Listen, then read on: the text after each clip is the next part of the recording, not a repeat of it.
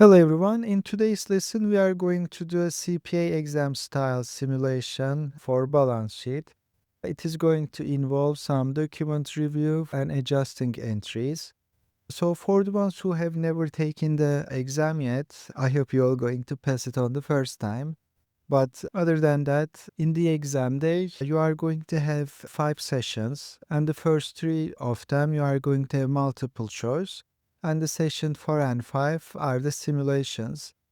By that time, you're going to be very tired. In the simulation, they are giving you a simulation that requires you to read a lot of documents. So this example is something similar to that. But the good news is there are couple things to pay attention, and once you understand it, you can very well do full points on those questions. So let's get started. In this question, like many similar questions you are going to see on the exam, you are acting as the auditor, and the company gives you a bunch of information. Many of them are not related, and a lot of financials are incorrect. So we need to make adjustments from those documents. Also, you are going to receive some communication information. In the end, we need to give our final report. In the question, our client is Summit Retailers Inc. We are the CPA auditing their books for the year December 31st, year 1. The company provided us preliminary balance sheets prepared by their internal accountants. We need to make some adjustments. Several key year-end documents have not been processed. The figures are likely incorrect and require adjustments based on our review of the supporting documents. So let's see what are the supporting documents. We receive some exhibits.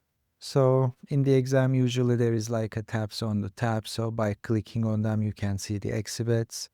On the exam day, they give us usually older computers. So if you are someone working with the newest technology, you might be a little surprised. On the exhibits, we see some balance sheet, the preliminary balance sheet. It has unadjusted figures.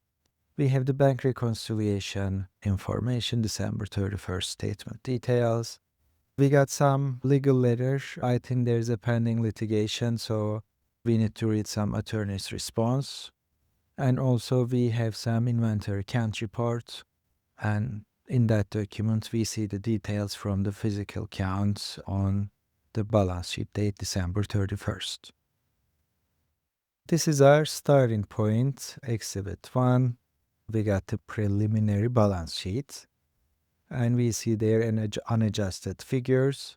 If you look at that, the first thing you may notice, it is a very simple balance sheet. We have cash, accounts receivable, inventory. We have total assets of 430, and the liabilities and equity are also 430. Here, the first thing we need to look is just keep this number in your mind. And also, even though it looks very easy, we know that after getting more information, we need to make some changes, and that 430 number is going to change.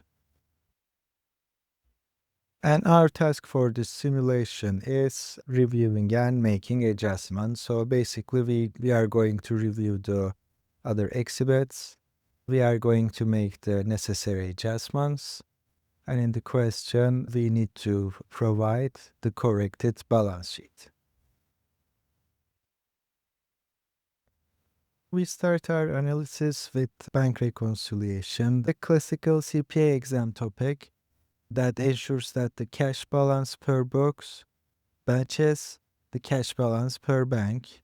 And when we look at here, we have the balance per bank, deposits in transit, and in the end, our adjusted balance is 150. When we look at the book balance, the amount is 154,500, but we see there's a non-sufficient funds check for $4,000 and the service charge for $500. Right now, the adjusted balance after these two, we need to pay attention because we need to make some journal entries. Following our bank reconciliation, let's analyze the two book adjustments that require a journal entry. The concept is simple. We must record transactions the bank knew about, but the company did not know until the reconciliation is performed. The bank knew the stuff, but the company did not know, so we are adjusting our general ledger based on those changes. The first thing was the non-sufficient funds check of $4,000. This is a customer check that bounced, meaning we never actually received the cash.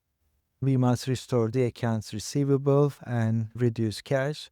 The second thing is the bank service charge of $500. This is an expense the bank deducted directly from our account. We must record this expense and reduce cash, therefore. The execution is very simple. We are doing a single journal entry. Our accounts receivable increased because that $500 is returned for $4,000. Also, we incurred $500 bank service charge because of that returned fee. And our cash reduced for $4,500 because we have less cash in our books than we previously calculated. So one thing like you can remember, because you're very likely going to see a question about non-sufficient funds checks. Once you see those checks, remember they increase accounts receivable. So it is not an expense because the customer still owes us the money. Okay, now let's look at Exhibit 3, which is a legal letter. Whenever you see this, you should immediately think of loss contingencies. Remember the rule: for something to be recorded, it needs to be both probable, here's the, and estimable. So when we are looking at this legal letter, and in the exam you are going to see something similar to that. It's usually stuff like customer injury suit. They say they are representing Summit Retailers. The company is sued by a customer. The attorney thinks, based on the recent development, it is probable and estimable that the damages will be $50,000. So we need to make a journal entry because both of the conditions are met here. And here's a question or an exam trap. What if it was only one condition? So if the loss was only reasonably possible, we would just do a footnote and not a journal entry. But in this example, because both conditions are met, we are going to do a journal entry. Based on the legal letter, we are ready to record the contingent liability. When loss is probable and the amount can be reasonably estimated, we recognize the loss immediately. And from the legal letter, we confirm that both criteria were met in the previous exhibit. The counsel stated that the loss was both probable and estimable. So what do we do here on our journal entry? Our net income is reduced by $50,000 because now we have $50,000 expense, I should say. So we are debiting litigation loss $50,000. And now we have a contingent liability increase with credit, $50,000 contingent liability credit. Now let's look at the last exhibit, which is talking about the inventory count. Here the core concept is that we are verifying the physical count with the book balance, and the physical count the ultimate source of truth. And when we are looking at here, we see that warehouse, there's 120,000, warehouse B $70,000. So there are $190,000 of goods. But when we look at our book balance, we see the $10,000 discrepancy because in the general ledger, it was actually reported $200,000 and the physical count is $190,000. The difference of $10,000 of the company says like a shrinkage or loss that is not recorded. So what do we do in this situation? We need to make them balance based on the correct one. We reduce the inventory asset and recognize a corresponding expense account, which is usually cost of goods sold or inventory. And here you can see our adjustment. There was a $10,000 discrepancy based on the difference on physical count and the book balance. So the rule here is the inventory must be reported at the lower of cost or market and reflect actual quantities on hand. So we need to adjust this difference on our books. What do we do in our journal entry? We can do either cost of goods sold or loss of shrinkage. We are debiting $10,000 and crediting inventory for $10,000. Now let's summarize all the adjustments we made.